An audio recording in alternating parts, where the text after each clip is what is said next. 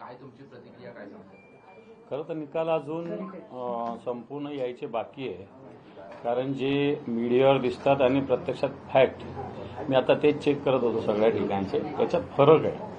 अजून डिटेल्स यायचे बाकी. हे सत्य आहे की भारतीय जनता पार्टी सगळ्यात पुढे आहे, हे सत्य नाकारता येणार नाही. परंतु आता तेच ते बोलण्याला काही अर्थ नाही. प्रचंड प्रमाणात धनाचा वापर, प्रचंड प्रमाणात प्रशासकीय यंत्रणेचा वापर सगळ्या ठिकाणी मोठ्या प्रमाणावर झालेला आहे. परंतु हा विजय त्यांचा आहे हे तर मान्य करायला काहीच हरकत नाही. दुसरीकडे राष्ट्रवादीमधील जी संभाव्य विलिनीकरणाची चर्चा आहे, शक्यता आहे, यामुळे कुठेतरी आता महाविकास आघाडी फुटीच्या उंबरठ्यावर असं आहे. कारण काँग्रेसमध्ये एकनाथ चलोरेंचा चर्चा सध्या अंतर्गत सुरू आहे. यावर काय सांगाल? महाविकास आता फुटीच्या उंबरठ्यावर आहे. फुटीच्या उंबरठ्यावर अजून या गोष्टीला आपण घाई करतो असं मला वाटतं. शेवटी जे ते पक्ष आता नगरपालिका असेल, महापालिका असेल, जिल्हा परिषद असेल, बरेच जण ज्याच्या त्याच्या पद्धतीनं लढलेले. काही ठिकाणी आघाडी झाली, काही ठिकाणी नाही झाली. परंतु ठीक आहे, राज्यस्तरावर अशा काही गोष्टी अजून येणाऱ्या काळात काय काय होतील. आता ह्या सगळ्या महापौराच्या निवडणुका पूर्ण झाल्यानंतर, जिल्हा परिषदेच्या अध्यक्षाच्या निवडणुका पूर्ण झाल्यानंतर मला असं वाटतं याचं महाराष्ट्राचं चित्र स्पष्ट होईल. परंतु जो तो पक्ष ज्याच्या पद्धतीनं काम करण्यासाठी सक्षम आहे.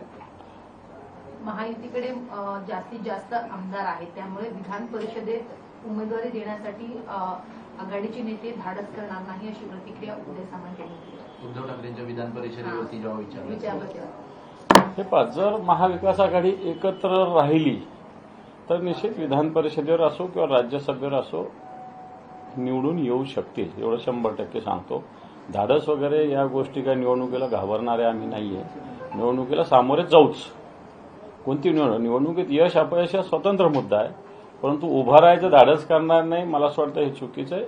नक्की महाविकास आघाडी म्हणूनच आम्ही सगळे लढण्याचा 100% प्रयत्न, दोन्ही राज्यसभा असेल, विधान परिषद असेल, असंच लढण्याचा 100% प्रयत्न होईल. नव्हे, मला असं वाटतं तसंच होईल. पण काँग्रेसकडून सोबळाचा नारा इथून पुढे दिला जाऊ शकतो, कारण की परिषदेमध्ये जी पंचायत समित्यांमध्ये त्यांना अपयश आलं, महानगरपालिकांमध्ये अपयश आहे. पुढे ते सोबळाचा देखील नारा देऊ शकतात असं सांगितलं. सोबळाचा नाराला अजून लोकसभा विधानसभा निवडणुकीला अजून 3-3.5 वर्ष आहे. तोपर्यंत काय काय राजकीय घटना घडतात याला ह्या आज आपण सांगू शकत नाही. पण विधान परिषद आणि राज्यसभा याला सोबळ सगळ्यांनीच म्हटलं तर कोणाचंच काही निवडून येणार नाही, सत्य आहे. कोणाला तरी, कारण या निवडणुका दर 2-2 वर्षांनी आहेत. त्यामुळे या 2 वर्षात काही, पुढच्या 2 वर्षांनी कोणाला काही, त्याच्या पुढच्या 2 वर्षांनी काही, असं नियोजन करता येऊ शकतं आणि तसाच प्रयत्न आमचा तरी राहील. मोहन भागवत मुंबई दौऱ्यावर 2 दिवस होते. 2 दिवस वेगवेगळ्या कार्यक्रमांचं आयोजन केलं होतं. त्या ठिकाणी त्यांनी असं म्हटलंय की भाजपला संघामुळे चांगले दिवस आलेले आहेत, अशा प्रकारचं वक्तव्य त्यांनी केलं. इथं सत्य आहे, इथं शक्य. भारतीय जनता पार्टीला तर लोक रस्त्यावर जातो, मी प्रत्येक माणूस भारतीय जनता पार्टीला शिव्या देतो आणि भारतीय जनता पार्टीच्या नेत्याला शिव्या देतो. कित्येक लोक भेटतात, कुठे भेटतात, तर भारतीय जनता पार्टी निवडून कशी येते अशाच प्रकारे प्रश्न निर्माण करतात. भारतीय जनता पार्टीनं कोणते दिवे लावले असे की त्यांना लोकांनी निवडून द्यावं, हा एक प्रश्न आहे. आणि म्हणून जे सरसंघ चालक बोलले सत्य आहे, कारण संघ पडद्याच्या मागे भारतीय जनता पार्टीचाच प्रचार करत असतो. संघ भारतीय जनता पार्टीला निवडून आणा म्हणत असतो. सगळी नगरपालिका असेल, महापालिका असेल, जिल्हा परिषद असेल, विधानसभा असेल, लोकसभा असेल, संघाची यंत्रणा भारतीय जनता पार्टीला सहकार्य करते किंवा भारतीय जनता पार्टीबरोबर जे राहतात त्याला करतात. कारण मागच्या लोकसभेचा आणि विधानसभेचाही अनुभव असा आहे की ठीक आहे, भारतीय जनता पार्टीला आता मदत करणं संघाचं काम आहे, संघाचा धर्म आहे, ते करत आलेले. परंतु त्यांनीच मदत केलीमुळं शिंदे गटाचे सुद्धा लोक आले निवडून. आणि कधी नव्हे ते संघाने अजितदादा पवारांच्या पक्षालाही मदत केली. जे अजितदादा पवारांचा विचार काय होता मला असं वाटतं आता सांगण्याची आवश्यकता नाही, किंवा त्यांच्या पक्षाचा विचार. परंतु संघाने ते भारतीय जनता पार्टीसोबत आहे म्हणून त्यांना, जे नितीश कुमार संघमुक्त भारत म्हणत होते त्यांचा सुद्धा संघाने प्रचार केलेला आहे. त्यामुळे या गोष्टी तर कबूल केल्या पाहिजे. संघ जर बाजूला हटला तर भारतीय जनता पार्टी सुद्धा निवडून येणं अशक्य आहे. मुंबई महानगरपालिकेमध्ये विरोधी पक्षनेता कोण असा चर्चा सुरू झाल्यात. आता महापौराची निवडणूक तर बिनविरोध होणार आहे. विरोधी पक्षनेता तुमचाच बसेल, परंतु कोण असेल यावर त्याचा पुन्हा चर्चा. मला वाटतं तुम्हाला सगळ्यांना माहिती आहे, शिवसेना पक्षप्रमुख मान्य उद्धवजी ठाकरे साहेब यांना या सगळ्या विषयाचे अधिकार असतात. निश्चित आता गटनेत्या किशोरीताई झालेल्या आहे. विरोधी पक्षनेत्याचा सुद्धा विचार संघटनेच्या स्तरावर झालेला असेलच आणि निश्चित उद्धवजी ठाकरे साहेब लवकरच या सगळ्या गोष्टी जाहीर करतील. भाजपकडनं वारंवार ठाकरे सेनेचा उभाटा गट म्हणून असा उल्लेख केला जातो. वारंवार नावाला देखील उभाटा गट शिल्लक राहणार नाही येणाऱ्या निवडणुकांमध्ये असं वारंवार उल्लेख होतो. या अशा प्रकारची भाषा भाजपकडनं वारंवार करून ठाकरे सेनेला डिवचण्याचा प्रयत्न काय केला जातो, का वाटतं तुम्हाला? ते पण डिवचल्याने काय आम्हाला लोक काही बोलणार नाही. त्यांनाच नाव ठेवतात. सत्तेची मस्ती आलेली आहे, सत्तेची झिंग त्यांना आलेली आहे, हे तर लोक बोलतातच ना. सत्तेची मस्ती तर आलेलीच आहे ना. भारतीय जनता पार्टीने आता तुम्ही मुंबईचा उल्लेख केला तर मागच्या वेळेस भारतीय जनता पार्टीने 84 जागा जिंकल्या होत्या 2000, पण आता 89 जिंकल्या. किती फार किती तीर मारले त्यांनी, किती मारले तीर त्यांनी, फार तीर मारले असातला त्याचा अर्थ नाही. त्यामुळे अशा पद्धतीनं विरोधी पक्षाचा अवमान सातत्यानं करणं भारतीय जनता पार्टीचं काम झालेलं आहे. मग ते संसदेपासून असेल तर खाली आता जिल्हा परिषद पंचायत समिती, पण याचा योग्य वेळ पापाचा घडा फुटेल. रोहित पवार उद्या पत्रकार परिषद घेणार आहेत आणि अजित पवारांच्या अपघात प्रकरणी नेमके जे संशय सध्या निर्माण केले जात आहेत याबद्दल अनेक संशय निर्माण करणारे प्रश्न उपस्थित करणार असल्याची माहिती मिळते. तुमचं या सगळ्या घटनेबद्दल आकलन काय आहे? तुमचं देखील काही लोकांशी बोलणं झालं असेल, काय नेमकी या संदर्भामध्ये माहिती? खरं तर अजितदादा पवारांचा जो दुर्दैवी अपघाती निधन झाले, खरं ते महाराष्ट्राला चटका लावणार आहे. आणि आजही त्यांच्या निधनाविषयी मनात शंका तर निश्चित आहे. सगळ्यात आधी ही शंका आहे की जर 6 जण होते तर 5च प्रेत का मिळाले, हा एक प्रश्न आहे. दुसरा प्रश्न, आपण सगळे विमानाची स्थिती बघितली तर सगळे प्रेत पूर्णपणे कोळसा झालेले असताना कागदच कसे कोरे उरले, हा एक प्रश्न आहे.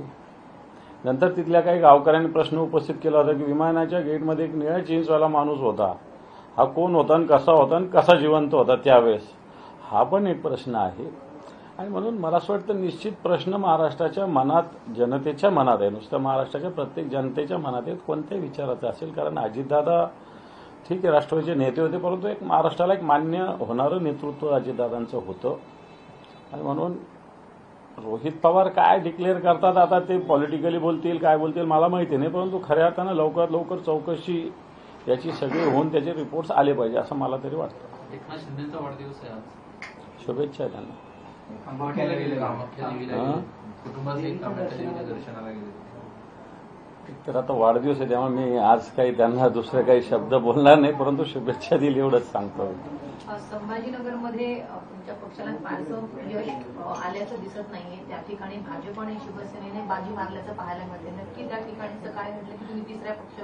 हे बघा, अजून माझ्याकडे आकडे आहेत. संभाजीनगरमध्ये शिवसेना सायझेबल निवडून येणार आहे. उद्धव बाळासाहेब ठाकरे पक्षाची शिवसेना ही सायझेबल निवडून येणार आहे. माझ्याकडे डिटेल्स, प्रत्येक जिल्हा परिषद पंचायत समितीचे डिटेल्स आहे, वेगवेगळ्या राऊंडचे माझ्याकडे आकडेवारी आहे.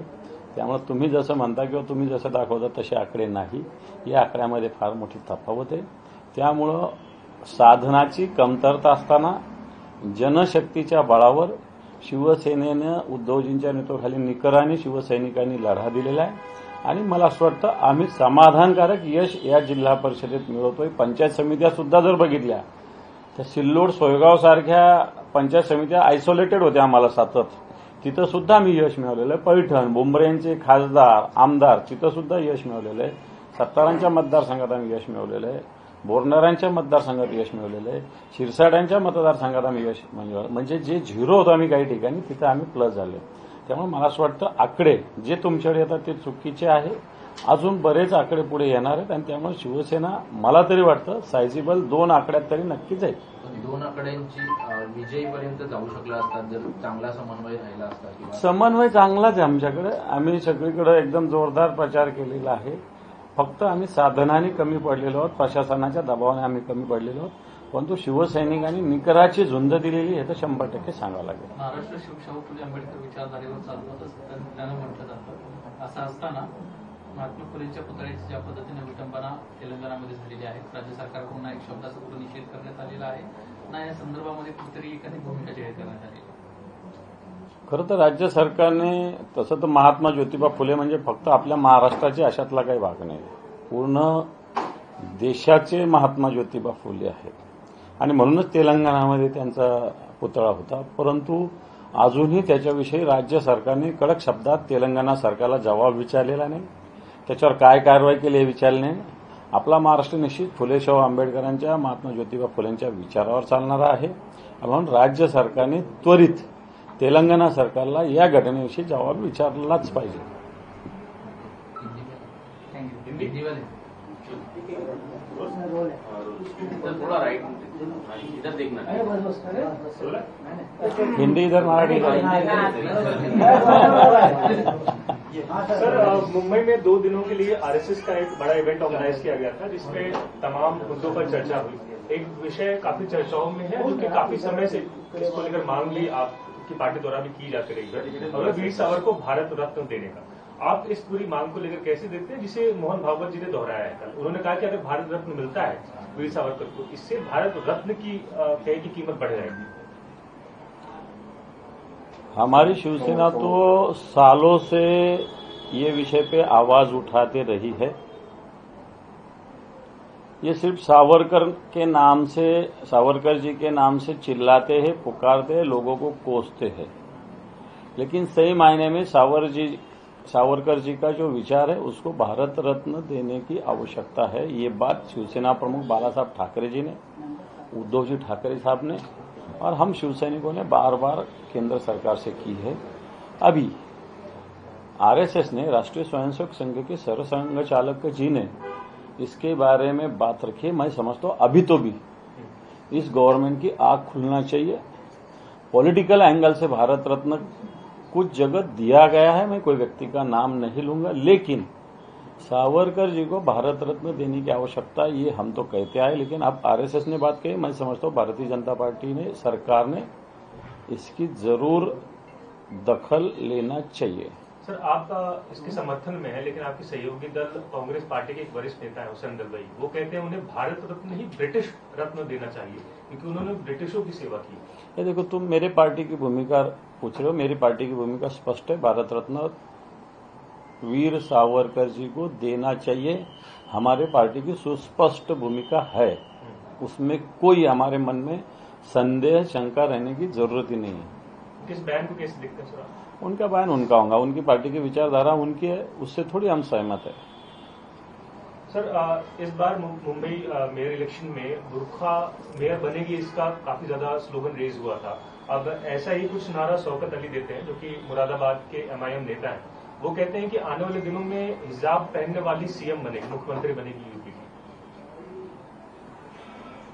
किसने क्या पहनना, जिसका उसका निजी मामला है, लेकिन देश के डेमोक्रेसी से जो चुन के आएगा वो बैठेगा, ये सही है.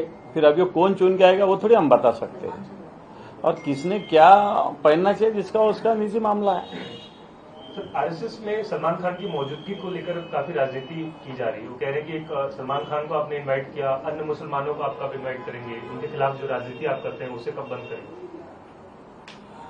सलमान खान आरएसएस के प्रोग्राम को जाने को, उसके लिए बहुत तहलका मचाने की जरूरत नहीं है.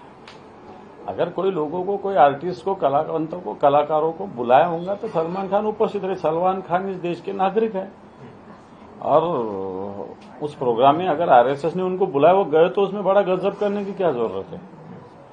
सलमान खान तो सिर्फ आरएसएस के प्रोग्राम में गए तो क्या आरएसएस के थोड़ी हो गए.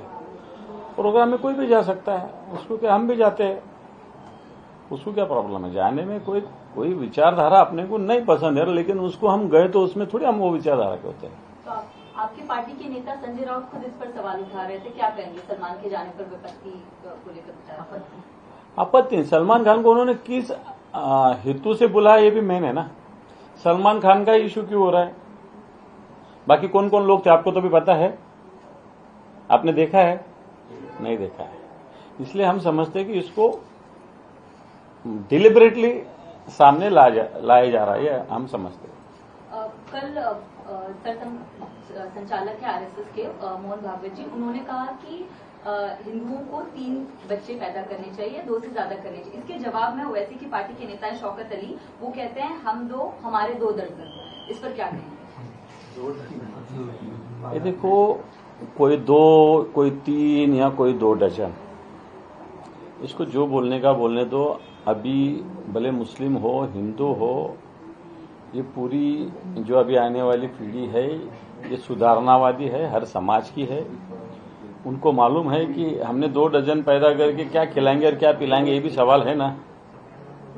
क्या अल्लाह के भरोसे पे छोड़ देंगे? मैं समझता हूं जिसको उसको कितने बच्चे पैदा करना चाहिए उसका नॉलेज है। कोई कहने से, आरएसएस ने कहने से कोई 3 बच्चे पैदा नहीं करेंगे और कोई इमाम कहने से कोई 1 डजन 2 डजन नहीं पैदा करेंगे। जिसका उसका निजी मामला है। जिस तरह मालेगांव में एक हिजाब वाली महिला मेयर बनी है, तो एमआईएम के नेता कह रहे हैं कि बहुत जल्द एक हिजाब वाली महिला सीएम भी बनेगी। इस पर क्या कहेंगे आप? मैं समझता हूँ मैंने उसका जवाब दिया है, अभी जिसका मैंने जवाब दिया है। थँक्यू. सॉरी पण वेळ झाला जरा.